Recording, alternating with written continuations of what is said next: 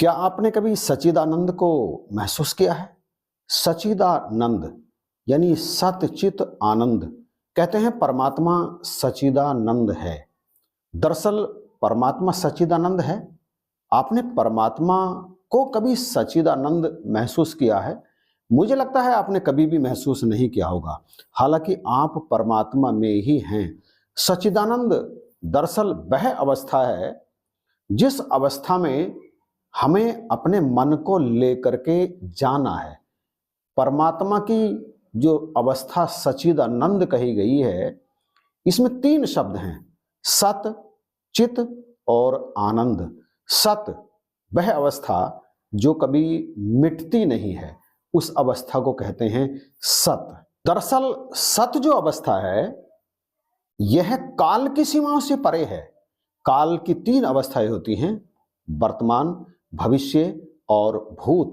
जो सत है वो इन तीनों की सीमाओं से परे है, अर्थात काल सत की किसी अवस्था को बांध नहीं सकता। सदा सर्वत्र समान रूप से था भी, है भी और होगा भी। ये जो अवस्था है ये अवस्था है सत। अब दूसरी अवस्था जिसे हम चित कहते हैं, चित का अर्थ है चेतन। जब सदा चेतना ही रहती है, चेतनता ही रहती है, मन में सदा चेतनता रहना, मन में सदा सत रहना, मन की वह अवस्था जो काल की सीमाओं से परे है और सदा चेतन है। मन की इस अवस्था को कहते हैं सचिदा, सच और चित। मन के इस अवस्था में पहुंचने के बाद आता है आनंद। इस तरह से जो तीन शब्द हैं, सत, चित और आनंद, इसमें जो तीसरा आनंद है ये इन दोनों अवस्थाओं को पार करने के बाद आता है। सत के अर्थात काल की सीमाओं से परे चेतन सदा रहना, जो काल की सीमाओं से परे होकर के सदा चेतन रहता है, वही पहुंचता है आनंद की अवस्था में। आनंद की अवस्था का मतलब सुखों की अवस्था नहीं होता। आनंद की अवस्था वह अवस्था है जो सुख और दुख इन दोनों की सीमाओं से परे है, अर्थात सुख, दुख, समय और अज्ञानता, इन तीनों की सीमाओं से परे की जो अवस्था है उसे कहते हैं सच्चिदानंद। सच्चिदानंद अवस्था में पहुंचने पर कुछ भी शेष नहीं रहता, शून्य भी नहीं, क्योंकि इसके बाद कुछ बचता ही नहीं है। मन तो सदा भटकता रहता है। मन कभी कहीं जाता है, कभी कहीं जाता है, कभी सुखों में विचरण करता है, कभी दुख में विचरण करता है, वासनाओं में विचरण करता है, कभी इस लोक में रहता है, कभी परलोक में चला जाता है, कभी कहीं चला जाता है। मन की अवस्था को स्थिर, जब स्थिरता प्राप्त होती है मन की अवस्था को, तो सत का पता चलता है। और सत का पता चलने के उपरांत फिर उसके सामने आता है चेतना का स्तर। और जैसा कि पहले कहा, चेतना का स्तर जब उसमें जागृत हो जाता है तो फिर उसे आनंद आना आरंभ हो जाता है। इस आनंद में ध्यान से सुनिएगा, इस आनंद में जो जागता है उसी को योगी कहा जाता है, उसी को जोगी कहा जाता है। अर्थात इससे आगे की अवस्था वास्तव में शून्य की अवस्था है और उस शून्य की अवस्था को कहा जाता है योग। इस योग की अवस्था में केवल योगी जागता है, बाकी कोई भी नहीं जागता। इसलिए तुलसीदास जी कहते हैं, मोह निशा जग सोबन हारा, देखहि स्वपन अनेक प्रकारा, यह जग जामनी जागहि जोगी, परमारथी परपंच वियोगी।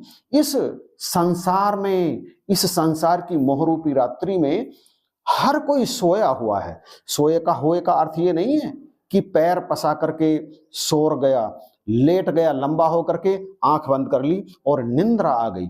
जो संसार चल रहा है, फिर रहा है, उठा हुआ है, काम कर रहा है, आध्यात्मिक की अवस्था में दरअसल वो सारे के सारे भी सो रहे हैं। किसमें सो रहे हैं? अज्ञान की रात्रि में, मोह की रात्रि में।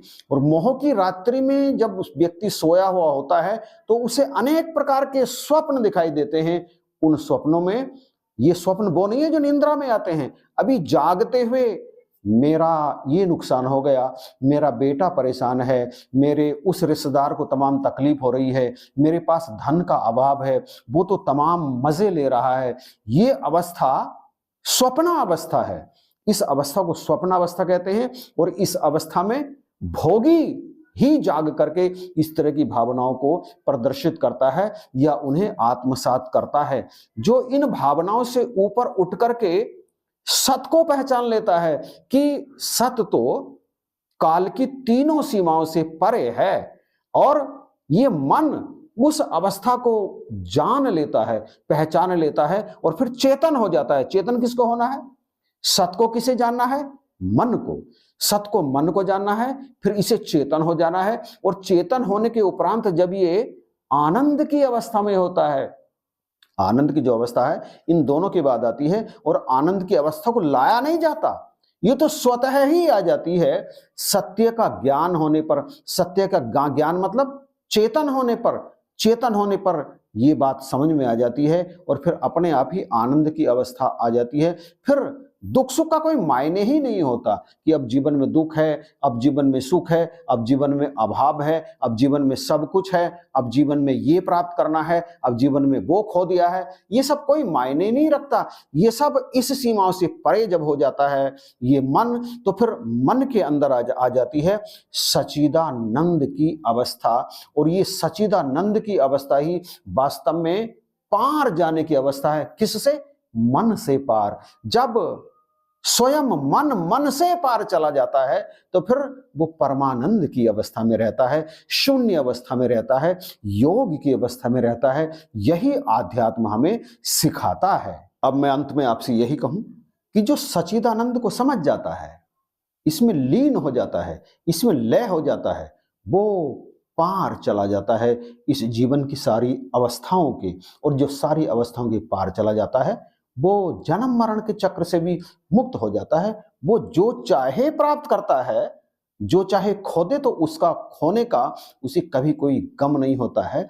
ऐसी अवस्था ब्रह्म ज्ञान प्राप्त करने के बाद जिनकी हो जाती है उनके जीवन का अर्थ पड़ता है। बाकी जिनकी अवस्था ऐसी नहीं होती, ब्रह्म ज्ञान लेने के बाद भी उनके जीवन का कोई अर्थ पड़ता नहीं है। तो कृपा करो, बख्शिश करो, सच्चिदानंद का वास्तविक अर्थ स्पष्ट हो गया होगा, ऐसी मुझे उम्मीद है। कमेंट करके बताइएगा जरूर। यदि आपको ये अर्थ स्पष्ट हो गया हो तो फिर वीडियो को आप शेयर कर दीजिएगा।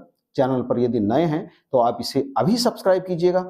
इन्हीं शब्दों के साथ आप सभी का इस वीडियो को देखने के लिए धन्यवाद।